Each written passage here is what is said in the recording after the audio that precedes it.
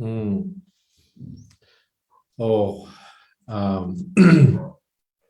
BAWIPA michun tham kuset tika amasabege pachim kedue. May the name of the Lord be praised. And Pathian namado chimobase lo patamaso piolo pare. Dine chinogo kulo chintong igu mamia to the pit. The Nangane Lutu Sudan Bede Opene Duyare Quia, Pia Bede Quipine de Jam Talau Bido Piago Timodlo Dima Yaula Jare Chido Migumon Mamia Alo Gole Womanile Pia the Ki Chichimita Pia the Ki Jesudo Namado Sele Yausi Taipong Siba Selule so Sumuga Tawipare Dinea Dicheha together Swido Jonoloye the Maima about my soto a chain a keke soto a chain Pino Yalebe Miss Wibaro Dilo Cheniha Jasama Giai Amiai Sikepude Pikepude Sodakule Mamipo Ichibar Amabatukin Harsanak Apupun to Atuhi Omlang Malang Si Simaselor Novel there Mabatugin Harsanak He Bible Umlema Mi Sitika the Tejamis of Siselo of Sikadui to Batuki Thlacamnak Ralami Puta the name of then him we ban it at hey. Chujaju BAWIPA Jaming Lemaming or Ulaming BAWIPA Asi Dika Tiahao Chimaselo Minutun Jamile Lemami long deka Atemi Minugasinsa Aka Taizin Zetima Umlai the Atemi Umlo Simaselo BAWIPA Nete Taizi Sise Dunin Sise Nizam Sise BAWIPA Nizam Zon BAWIPA Siko Zon BAWIPA Siko Taizi Zon BAWIPA Siko So Jodo Nina Dine Judu Niara Chinmi Ma Jodo Lu Sudan Biro no Nanga Dwe Bidru to Dwe Sudan Dadi Pia Nanga de Suda Miss Widow Nale Sitch Pia the Kika a day Pisupa Anaga Jene Dine Menepia Toku Sologo Chotade Ditade a Deside Pia the Chosu down Tanigaro Dine Daude Dine Yara Risitelo the Cho Sudauna de Garo Dine Sudan de Usaha now need the Yama Pilame Usani Tina de Sudagule some addresses Dine to the Luni de Usani now la now tadi at pick on pinite Dine General Alo Sudan de Usani Menepia the Pekka Pilla me Usari Pinite Kenyane General the Logan is Sukwa Dwabi de Chima peopleလာမဲ့အရာတွေလည်းအများကြီးဖြစ်နိုင်တယ်ဒါပေါ့နော်ဆိုတော့ဒီနေ့ကျွန်တော်ကြားပိုက်ဖတ်ချင်တဲ့ကြားပိုက်ရှိပါတယ်အဲ့ဒါကအကိုလို့တော့မဖတ်တော့ပါဘူးဒါအားလို့လဲစီကြတဲ့ဥစ္စာဖြစ်တဲ့အတွက်ကြောင့် First Samuel chapter 17 18 19 20အထိကိုကျွန်တော်ဖတ်တယ် Samuel ပထမစာဆောင်အခန်းကြီး19အခန်းကြီး18 19 20အကိုလို့ကိုဖတ်ကြည့်ပါအဲ့ဒါအားလုံးကျွန်တော်တို့ဒီတစ်ပတ်အတွင်းမှာလေ့လာကြည့်နံပါတ်1ကျွန်တော်အဲ့မှာဘာတည်ယူတယ်လဲဆိုရင်နံပါတ်1အချက်အနေနဲ့ဘီဂျီမီချင်း King Saul ကပြီးတော့ဒါဝိဒ်ကိုလို့ပြောမလဲလိုက်တဲ့ဒါဝိဒ်ကိုဘယ်လိုပြောမလဲယာပြုတ်ပြီးတော့ဒါဝိဒ်ကအိမ်မှာလည်းမနေရဘူးရွာမှာလည်းမနေရဘူးမြို့မှာလည်းမနေရဘူးသူအသက်တာတစ်ခုလုံးမှာတဲကန်ဒရာ desert မှာနေရတဲ့ဘဝကိုတူတယ်စမွေအခါချစ်တင်မှာကျွန်တော်ဘာတွေ့တယ်ဆိုရင်ဒါဝိဒ်ကငငယ်ပဲရှိတယ်သူကတုတ်ထိတ်တမပဲဖြစ်နေတာဒါဘာမှမသိဘူးမှန်တယ်ဒါပေမဲ့သူရည်ဆိုင်ရမဲ့ယာတူကကိုလီယတ်ဖြစ်နေတယ်ဘာလစ်တိုက်ကစစ်ဘူချိုချစ်ဖြစ်နေတယ်ကာချိုဖြစ်နေမလွယ်ဘူးဒါဝိဒ်ကသူ့အကိုလေးလည်းပြောတယ်ဟဲ့မိမလုံးနဲ့ငါတို့တောင်မှဣသရေလစစ်သားပေါ့နော်လုတ်ခဲ့တယ်ဘိုလ်ချုပ်လုတ်ခဲ့တာချပဲဘုံမှုလုတ်ခဲ့တာချမလုံးနဲ့ဒါပေမဲ့ဒါဝိဒ်မှာပါရှိတယ်လေသူတို့မှာလက်နဲ့မရှိဘူးသူ့မှာဘာမှမရှိဘူးသူ့မှာရှိတဲ့ဥစ္စာတည်တိုးထိတ်တဲ့အချိန်မှာရှိတဲ့ကြောက်ခဲလေးလိုပဲရှိတယ်အဲ့ဒီကြောက်ခဲလေးလိုကိုဂိုလီယတ်ပါလက်စတိုင်းကချိုးနဲ့တပ်ပေါ်မှာလေးလိုထက်ကတလို့ကိုပဲအတူပြူတာကိုတွေ့ရတယ်ဒီနေ့မိတ်ဆွေပေါ့ကျွန်တော်အသက်တာကိုလည်းကြည့်ရအောင်အဲ့ဒီကြောက်ခက်လေးလောက်ကပါတယ်လေယုံကြည်ခြင်းမျှော်လင့်ခြင်းချစ်ချင်းမေတ္တာပါတယ်လေမျှော်လင့်ခြင်းစိနေတဲ့ရွေးခတ်တော်၌ကျွန်တော်မှာမျောလိချင်းစနေတွေ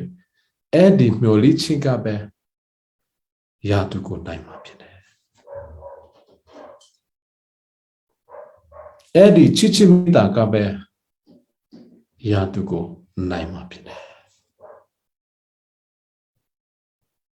အဲ့ဒီထာဝရအတက်ကပဲယာတုကိုနိုင်မှာဖြစ်တယ်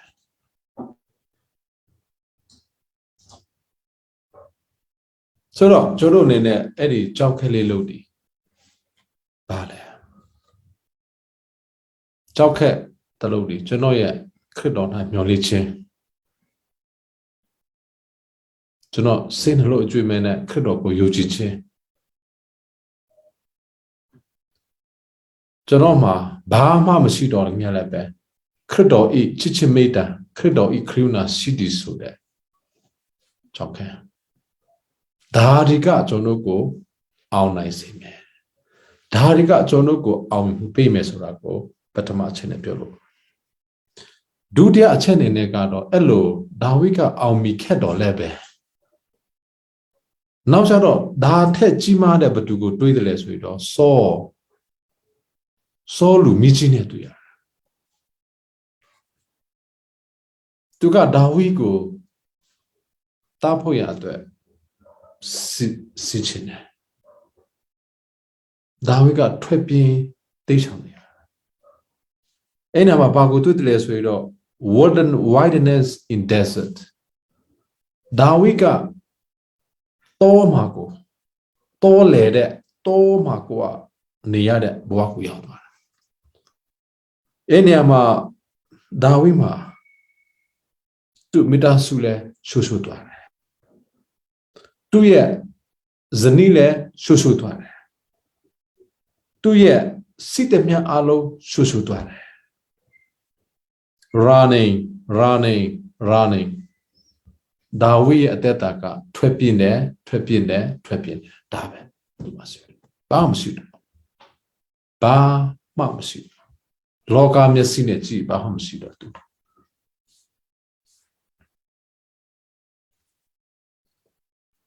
ကျွန်တော်တခါလေကြရင်အကိုလို့ကိုရှုပ်ရှုပ်သွားတယ်ကျွန်တော်အေးရရှုပ်ရှုပ်သွားတယ်ရရရှုပ်ရှုပ်သွားတယ်နေရရှုပ်ရှုပ်သွားတယ်အခုကျွန်တော်သာတလာမျိုးရှုပ်ရှုပ်သွားတယ်သာတလာကအေးတွေရှုပ်ရှုပ်သွားတယ်ဟုတ်ပါဆိုရင်မတူပြီးမိကိုမောင်မတူမျိုးနေရဆေးရောင်ရှုပ်ရှုပ်သွားတယ်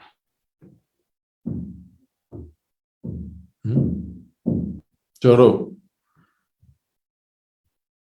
ကျန်းစာရကြည့်တဲ့အခါမှာ we are in a desert ကျွန်တော်ကအခုဆိုရင်တဲကန်ဒရာဘဝကိုရောက်နေတဲ့အချိန်ဖြစ်တယ်လူမျိုးအနေနဲ့ရွာအနေနဲ့မိသားစုအနေနဲ့တုတ်တော်ညာလည်းပဲမေ့ဆွေပေါ့တော့ဒီလိုအခြေအနေမျိုးမှာကျွန်တော်တို့ဟာဘယ်တူလဲဆိုတာနဲ့ဖះဟာဘယ်တူလဲဆိုတာကိုရှာဖွေတွေးရှိဖို့အကောင်းဆုံးအခြေအနေဖြစ်တယ် Who am I? Who is God? ဒါဝိကတဲကန်ဒရာဘဝရောက်တဲ့အခါမှာဒုက္ခဘယ်တူလဲဆိုတာနဲ့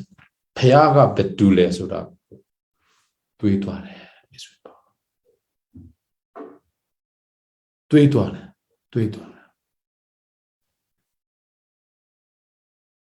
ထိုနည်းတူပဲကျွန်တော်ဘဝမှာလည်းနေတိုင်းညတိုင်းအခြေတိုင်းစက္ကတိုင်းမိနစ်တိုင်းမှာဒီလောကထဲမှာအသက်ရှင်နေတယ်ဘယ်နေရာမှာပဲနေနေဘာပဲလို့ဘယ်နိုင်ငံပဲရောက်ဘယ်ဘဝပဲရောက်ကျွန်တော်တို့ဟာဘယ်တူလဲဆိုတဲ့မိခွန်းကိုအမဲရမေးဖို့လိုပါတယ်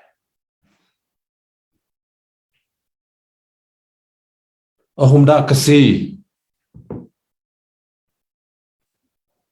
ဒီမီလက်ဘွေပါချူအဟုမ်ဒါအစီချူပနီလောက်တဲ့ချူအငါပစ်မီချူစီကေမာနဲ့ကေမာကနေထေဟောဘွေပါကနေထေဟောဒါကြောင့်မလို့မိတ်ဆွေတို့ we need to ask ourselves who am I and who is God who am I who is God ဖျားကဘယ်တူလဲကျွန်တော်ဘယ်တူလဲဆိုတာကျွန်တော်မေးဖို့လိုပါတယ်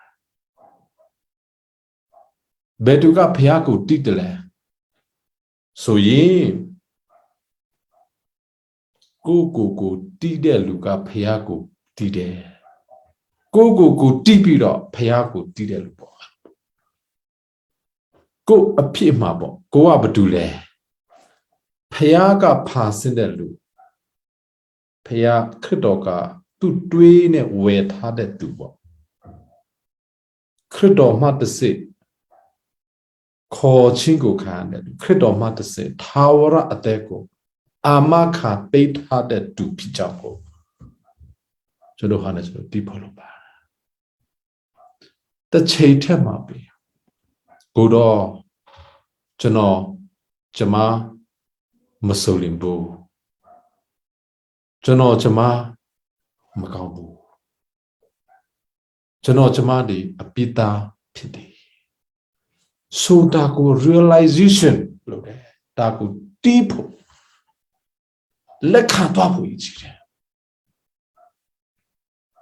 Dawiga Tekan drama Keke Baum Yaswa Chopiro the Peka to Nauma saw Michiga let me be the light. Edichima Duga 200 to Titware. He became to know himself. He began to know himself.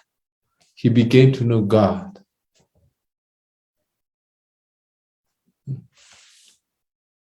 Takuaro Jonoha Nedai Jonodoye Messine Logama Logago Machido Bene No Capando ye Messine Logago Gipolo Mesudo Boaco le Go Boaco le Go Messine Machido Bene Credo ye Messine Go Boaco Gipolo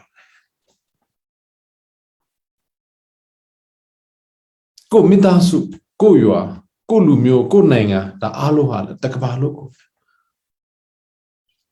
We need to start to see in God's perspective, not our. Payaye Nukapado Missine Payaye a view of me. Joro Hanechanogo Mipo Jipulopare. Dawiga the Gerasudo 200 to Amira Miko Topare. Who am I? Who am I? Amira Miko Top. So no Betule that Imadama Ichide.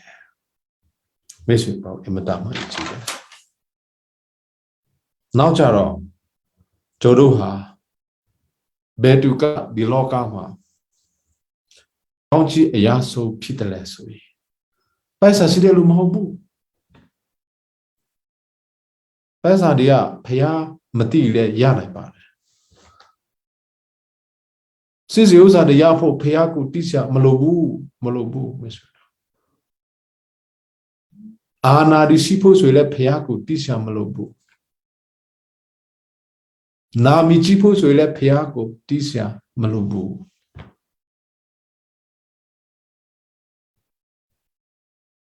Kadoko Gogwesa Maloba. Makogwele Pesa Siloyapa. Makogwele Ana Siloyapa. Makogwele Nami Siloyapa. Todo Paisa Gamo when I daddy.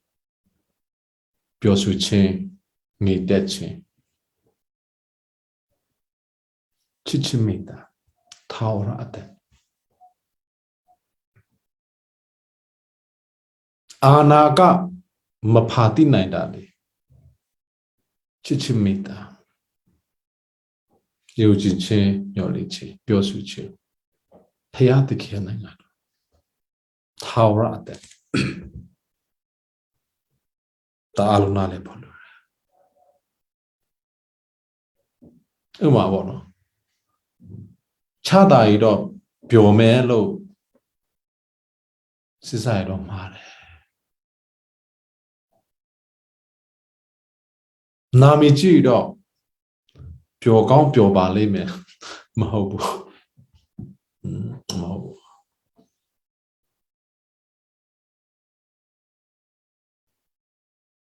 Pio switching, Niteche, Mioliche,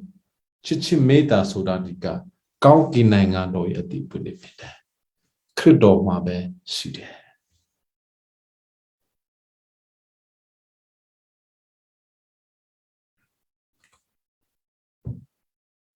表示到တူ的，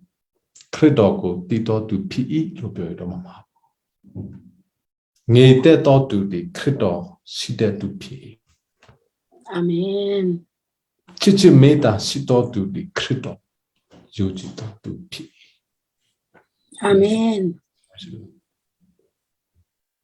老家家背的，是不是阿罗西开了？ဒီလောကမှာရှိတဲ့အာဏာတွေကိုလည်းထပ်မှာကိုလို့ရှိခဲ့ဘလောက်ပဲနာမည်ကြီးခဲ့ဘလောက်ပဲဖြစ်ခဲ့ခရစ်တော်မရှိဘူးဆိုရင်ပျော်ရွှင်ချစ်ဆိုတာတွေငြိမ်သက်ချစ်ဆိုတာချစ်ချင်းမသိမှာမဟုတ်မသိမရှိ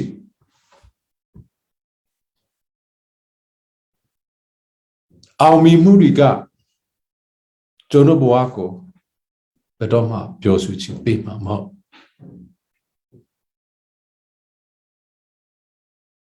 တကယ်အောင်မြင်တော့သူကကိုတီးပြီးတော့ဖះကိုတီးတဲ့လူကပဲအောင်မြင်တယ်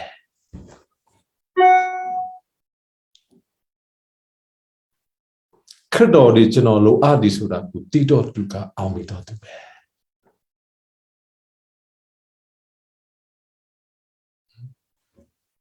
ဒါအမတားမှရည်ကြည့်တယ်နောက်တစ်ခုကမိတ်ဆွေတော်ချစ်တော်ငယ်ကိုမော်တော့ပါအခက်ခဲဟူသည်များကိုအစိုးလို့မီလို့မရ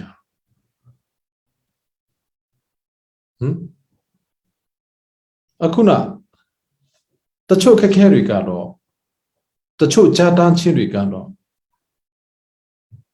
ကျွန်တော်ဖခင်ရဲ့ကျေးဇူးတော်ကိုပို့ပြီးတော့တည်အောင်ဖြစ်ပေါ်လာတဲ့ဥစ္စာအများကြီးရှိတယ်ဥပမာပေါ့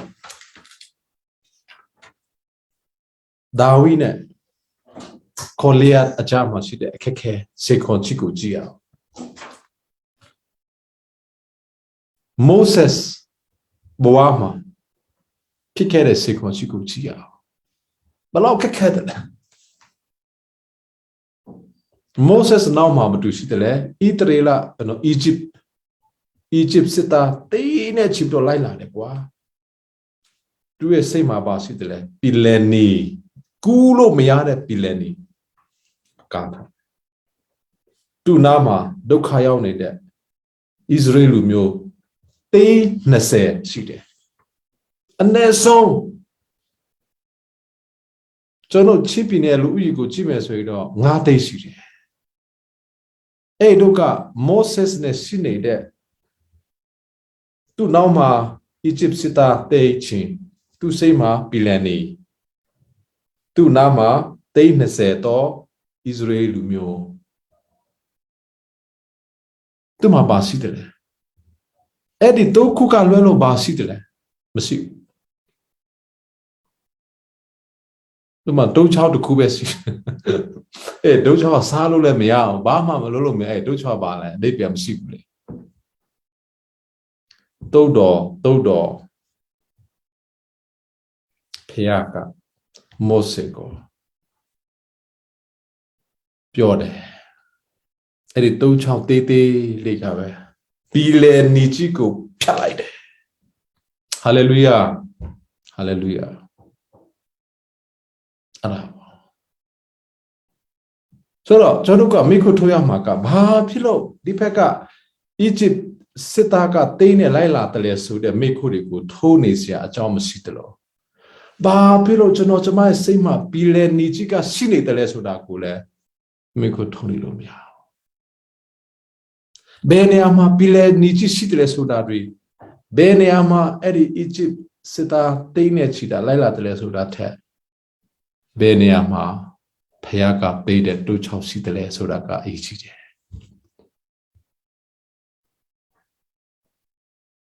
နော်အဲ့တို့ကတိန်းနဲ့ချင်းတဲ့ယာတူဒီကလိုက်လာတဲ့သူတွေဘာပြောတယ်လဲ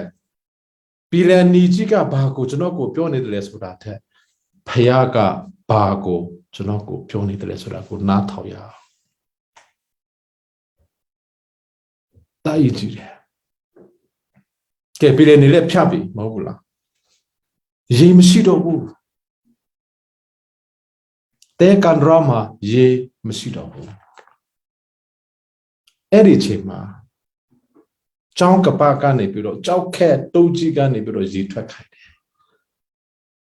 ရေကကြောက်ခဲနဲ့ထွက်တယ်ဆိုတာကြားဖူတာလည်းမဟုတ်ဘူးဖြစ်စီလည်းမဟုတ်လိုအပ်လာရတော့ထွက်တယ်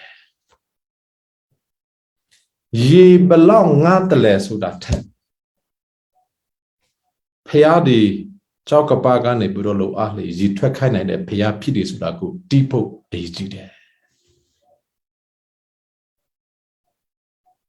ထုံနေတူပဲဣတရေရလိုမျိုးတွေစားရှာမရှိတော့တက်ကန်ဒရာမှာ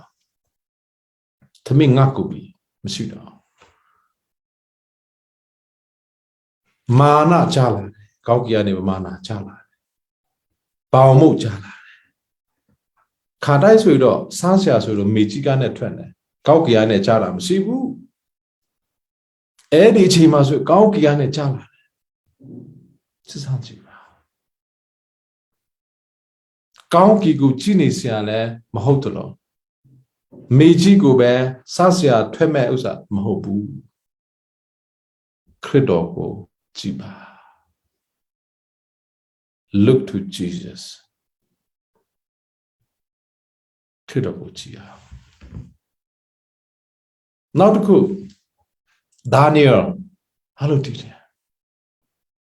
ဒါနီယယ်ကစီပီမီဂျီနေဘူကတ်နေဇတ်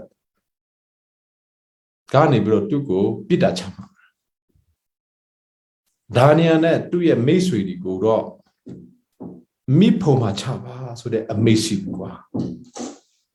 မိကဘလောက်တိလောက်ကျိုးနေတယ်လေမိတ်ဆွေတို့ဒါနီယယ်နဲ့သူ့မိတ်ဆွေတို့ရောက်တွေကိုမိဖို့မှာတွားချတဲ့လူတောင်မှမိလောက်ကျုံတယ်ဆိုတာကြားစာမှာတွေ့ရတယ်တိုးတော့ဒါနီယယ်နဲ့သူ့ရဲ့မိတ်ဆွေတွေကမိမလောက်တာကိုတွေ့ရတယ်အတိတ်ဘက်ကဖျားတယ်မိမှလည်းရှိတဲ့ဖျားဖြစ်တယ်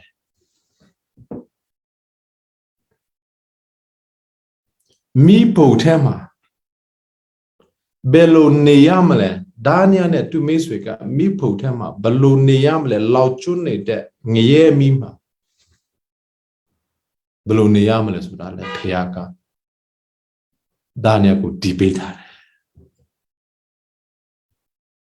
လိုအဲ့တော့ချစ်တော်ကြီးကိုမနမတော့အခက်ခက်ကအမျိုးမျိုးလာမှာပေါ့လောကမှာလေအဲ့ဒီအခက်ခဲမှာဘယ်လိုနေရမလဲဆိုတာခရစ်တော်ကဒီပေးနိုင်တယ်ကျေးဇူးတော်ကလိုလောက်ပါတယ်နောက်ကြတော့မဟုတ်တော့ဘူးမတည်တဲ့အခါကျတော့ lion ကြားကြီးတွေထားတဲ့နေရာမှာဒါနီယယ်နဲ့တွေ့မိတ်ဆွေတွေကိုပိတာချမှပြီးတော့ lion gate မှာတွားချအဲ့ဒီမှာစာလောင်နေတဲ့ကြားကြီးတွေရှိဒါနီယယ်နဲ့တွေ့မိတ်ဆွေတွေကိုပိချတာချင်းနဲ့ချက်ချစ်တဲ့ကြားကြီးတွေကသူတို့ကိုကိုက်ပြီးတော့ခန္ဓာကိုယ်တစ်ခုလုံးကိုအပိုက်အစဖြစ်နေဖြစ်သွားဖို့ကိုဘီမီကြီးကမျှော်လင့်ခဲ့တယ်သို့တော့ဒါနီယယ်နဲ့သူ့ရဲ့မိတ်ဆွေတွေကိုကြားကြီးတွေရှိတဲ့နေရာမှာတွားချတဲ့အခါကြားနေနဲ့ဒါနီယယ်တွေကသူ့မိတ်ဆွေတွေကမိတ်ဆွေဖြစ်သွားအဲ့မှာအဖော်ဖြစ်တော့ကြားမကိုက်တော့ဘူးမကိုက်တော့ဘူးအဲ့မှာကျွန်တော်ဘာကိုတွေးတယ်လဲဆိုရင်ဖျားတယ်အရာခတ်တဲ့ဖြစ်နေဆိုတာတွေ့ရအရာခတ်တဲ့ဖျားဖြစ်တယ်အရာခတ်တဲ့ကိုလုံနိုင်တဲ့ဖျားဖြစ်တယ်အဲ့မှာကျွန်တော်ပကြည်ကားတစ်ခုကိုတွေးလိုက်တယ် Daniel Elma, Charge, Alema, Mataya Biro.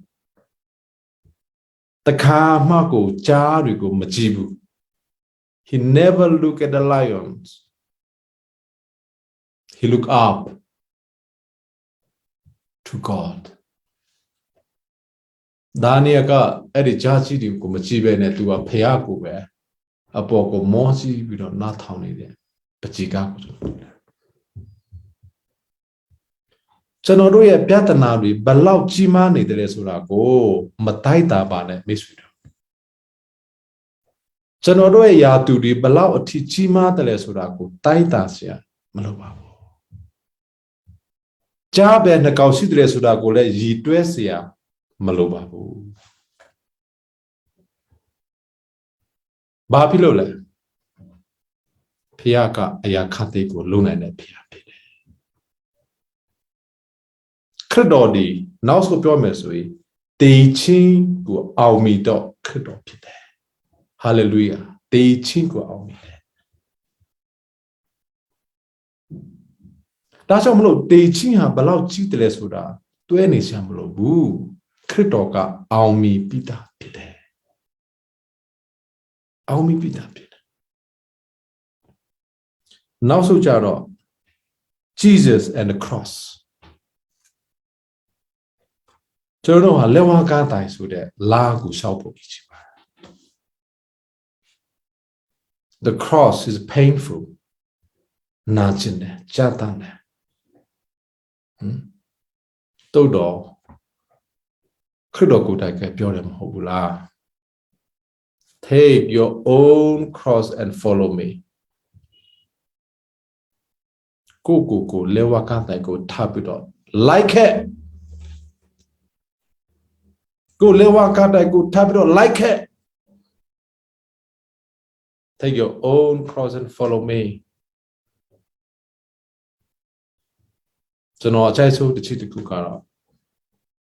have decided to follow Jesus. I have decided to follow Jesus. I have decided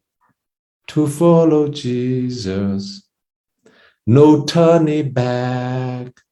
No turning back. Now solo miaro miswiro. Sito kubeshide. Sito. The nature of Jono Chipine. Chitao. Lewakata ye tao bipiko. Credo chimo de tao. Hallelujah, mountain. Hallelujah, tlang. BAWIPA tlang. BAWIPA kwa. BAWIPA mipun. Day and night. Nitin. BAWIPA tatu mipun. Kasilai. The nature. Nyamananga jiha. Chano. Yujibara. Chichi meta ko. Piana de nanga. Pimero jono yujida. Hallelujah. Nyamananga ko layao to tu taika. Chichi meta soda ko. Tidet nanga pila.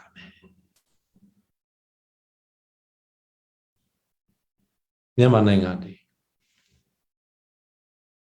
Mioliche. Tagabaloko. Mioliche. Pede nanga. Mioliche mene to tu ka. Nyamananga ko lai.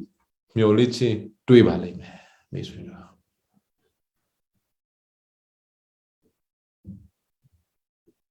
Yojichi mene de nanga ka. Yojichi mene de.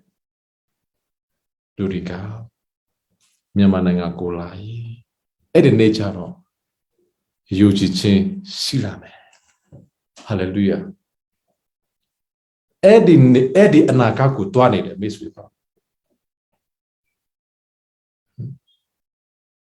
Kedichi, many there, Ludica, Yamananga Kulai, Kedichi, Yadwa Bali, Miss Wipa. Amen.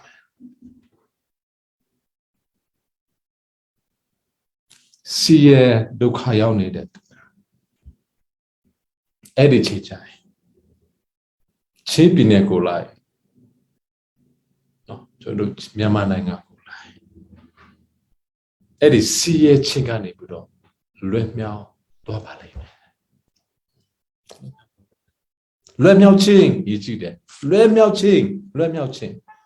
Bega, let me out amale. Ma pure sweet chingani budo, let me out pido, pure sweet chito papu. Ma kausu waka ne, let me out pido, cow de anaka.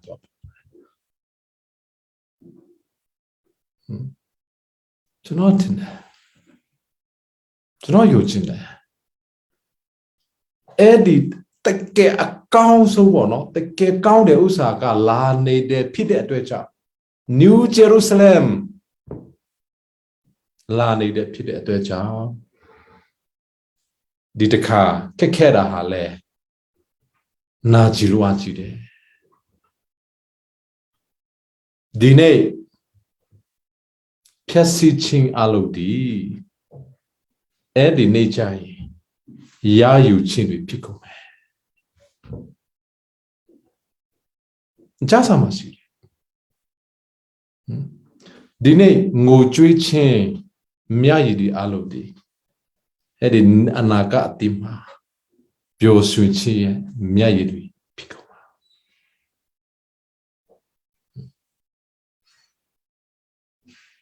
Dine sutao pido, dutao pido, ngojui pido.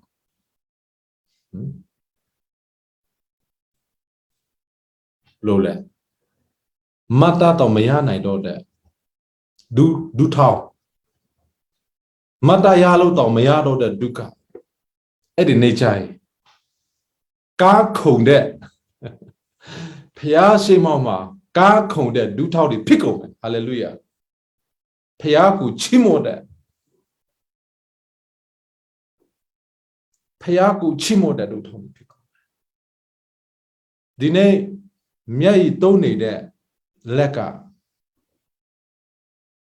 Edi nejai do. Pia ku. Leko dipe ne de. Lek.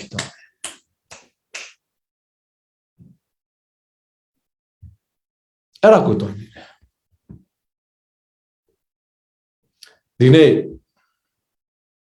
edi wedana edi nachi chinko khasa ne de nalota de edi nejai do phaya ye kaung mu ko the goodness of God ko khasa de nalota phit twa me ed nalota phit twa da jaw ma lo me swe pa ro khrit do ye lewa ka tai paw ma ti chin ha si pya tha myaw chin phit de ma hot bu la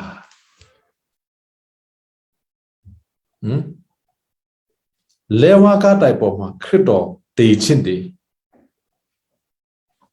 Jono alo simpia tha chin ma hot bu la Ara ba Jono khrit do ko ti de lu di alo yoji de lu di alo ka edi anaka ko ji pho lo de edi anaka ko ji pho lo de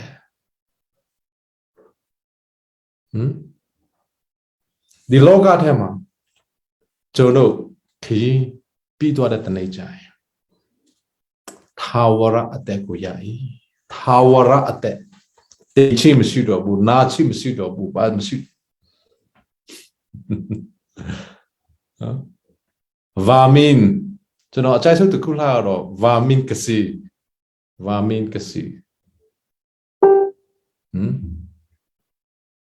Jono ha Tawara Nanga to Nanga Tabi Pine Credo Api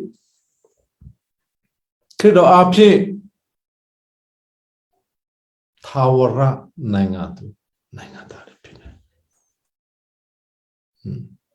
So not in there Joro Machaki Mabono Paya Kaumia Jong Paya the Kia Kaumia Jongo The Nangaluda Magabuno, Jonopion, the Kabaluka, me, Duabale, Melojono. Paya Kaumia Chibo. Chichi made a below country. Mully chap below, Piosi chip below country. Paya the key and Nangado, a deep windiga. No, Pio switchy and Nangado. Mulichi and Nangado. Chichi made a Nangado. Tower at this channel. Dam Hobula, Miss Whenever there is love, there's a peace. Chichi made a Sidenia Daima. Nature Chichide.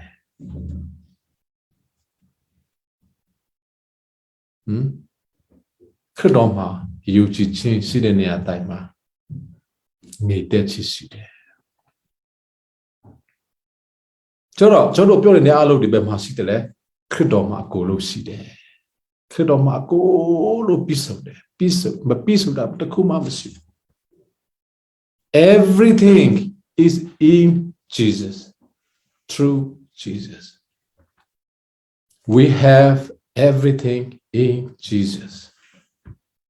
Kudoma Biosu Chisude, Kudoma Mioli Chisude, Kudoma Geti Chisude. Kudoma Tower at their seed.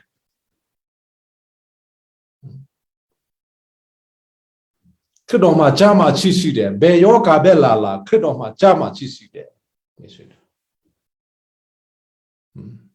Jama Chisude. Pachamlo, no so in there.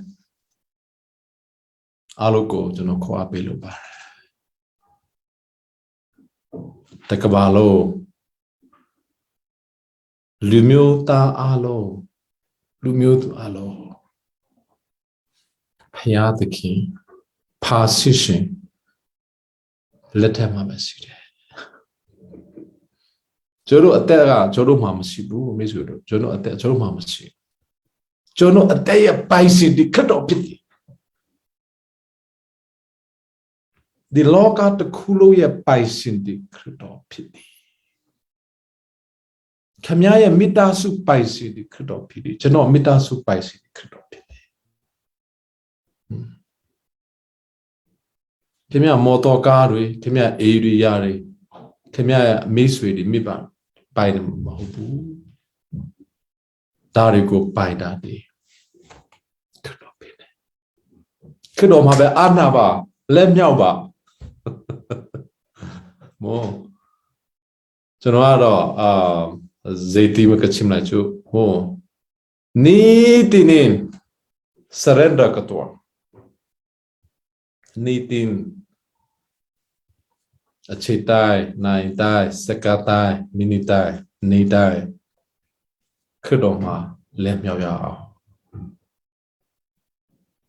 As you know, Tuga Golu Titago Janwa Bahamatibule Jora Bahamatana Bule. Jono Manepia ba Pimel Matibule.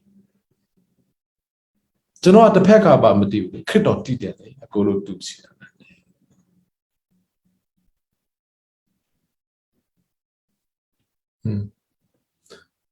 Tajamlo Chitong Gamon set Chiteba, set Waya. Thlacamnak Nasita Kamo. The Lemama Naumasaba. Sele Sutawa. Jono Dwekole Sele Sutawa, Sele Sekaba. Namatu prayer army Nisita. Prayer army. Sutaw Sita. Sutaw Sita. Hello, Namimeva no. Sutaw Sita. Hello, Bob. that or Salvation Army so that le no ti ro shi da taket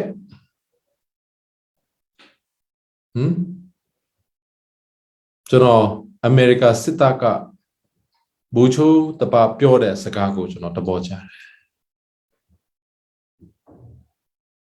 ဘာလဲဆိုတော့ prayer is the most powerful weapon အတိကျတာဆုတောင်းခြင်းတွေခွာအကြီးမဆိုတော့လည်းနေပြီ nuclear bomb asilo fighter jet asilo Maytay asilo more the most powerful weapon is a prayer to Almighty God asijuta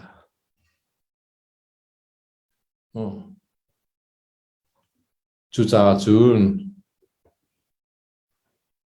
pray most powerful weapon to the nature nuclear bomb anga big me the nature just Thlacamnak prayer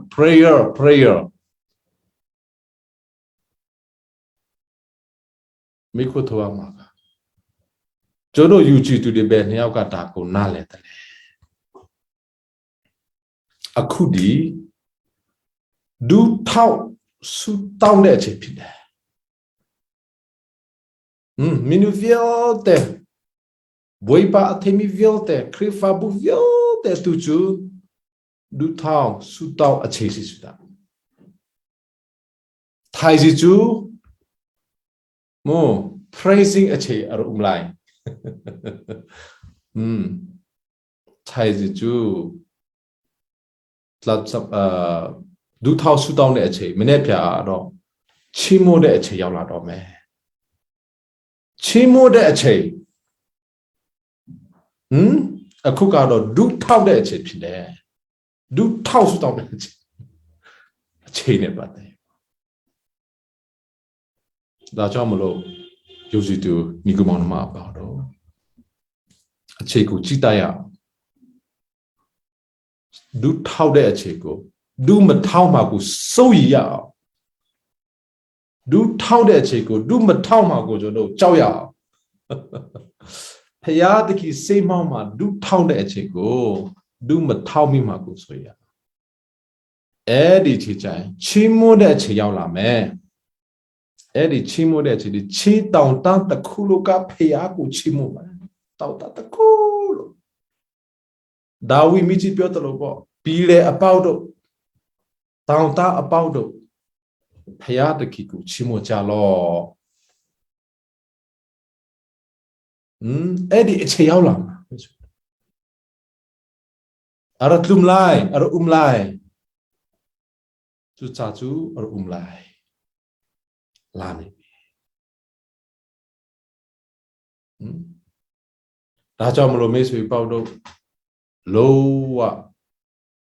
ဝမ်းနေချာမလို့ပါဘူးဒါနေက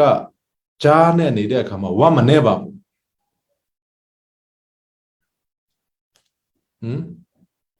ဒါနေကမိဖို့ထဲမှာပိချမဲ့ချိန်မှာဝတ်မနဲ့ခြေခွက်တယ်ဆိုတာမတွေ့ထုံနေတူပဲစီပေါ်လူနဲ့သူ့တပည့်တွေကထောင်ထဲမှာနေတဲ့အခါမှာမလုပ်တယ်လဲချီမို့တယ်ဆူတောက်စီပေါ်လူကထောင်မှာဝတ်နေတယ်ဆိုတာမရှိဘူးချီမို့တယ်ဒါကြောင့်မလို့ကျွန်တော်အနေနဲ့ဒီခက်ခဲကရှိနေလေဒီအမှောက်ကရှိနေလေ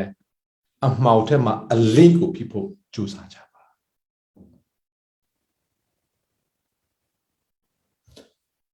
ဒါကြောင့်မလို့မိတ်ဆွေပေါတော့ဒီနေ့ကျွန်တော်အသက်တာကိုဖះမှာစကားပြီးတော့နိုင်ငံလုံးတစ်မျိုးသားလုံးဒုထောင်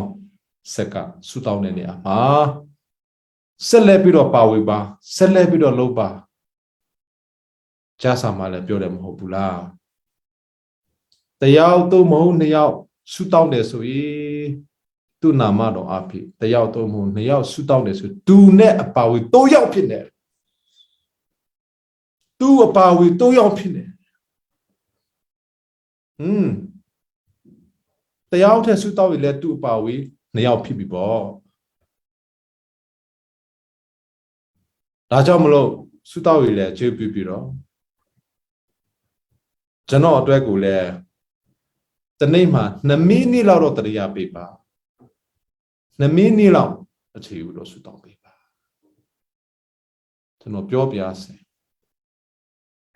ဆူတောင်းချစ်ကိုလိုအားနေတော့သူထက်မှကျွန်တော်ပါဝင်ပါတယ်နိုင်ငံတနိုင်ငံရဲ့ဝတ်ထုတ်ဝပိုးကိုထားတယ်ဆိုတာမလွယ်ဘူးမေးဆိုတာမအေးနိုင်တဲ့ညတွေအများကြီးရှိတယ်မစားနိုင်တဲ့ညဒီဝတ်ထုတ်ဝပိုးထားတဲ့ဥစ္စာ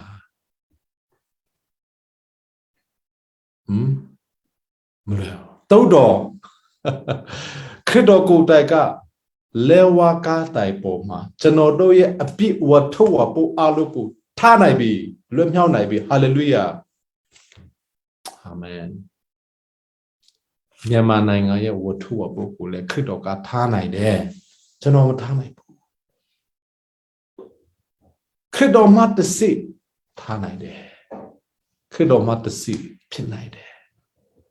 ခရစ်တော်မှတစိမဖြစ်နိုင်ခြင်းတွေဖြစ်နိုင်လာတယ်ခရစ်တော်မှတစိမတားနိုင်ခြင်းတွေတားနိုင်လာတယ်